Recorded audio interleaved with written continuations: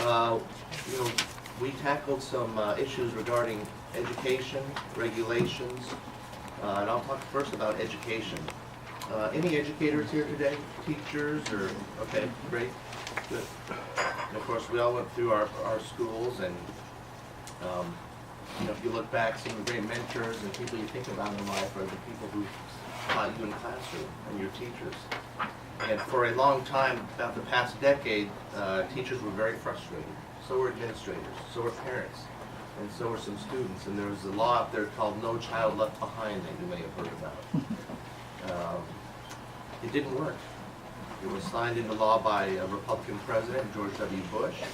It was led in Congress by Ted Kennedy in the Senate and John Boehner in the House.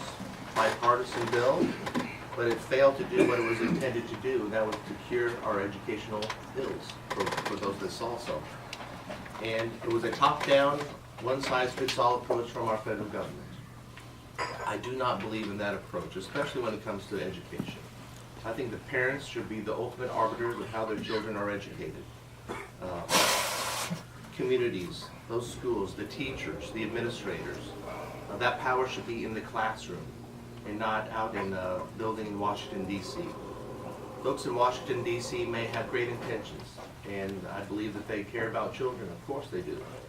But they're not on the ground, and they don't see children's faces. And teachers teach differently to kids, and that's where we need to make sure that we have that concentration of teaching, not in D.C., but in the local classroom. And so we passed a bill called the Every Student Succeeds Act, which repealed No Child Left Behind.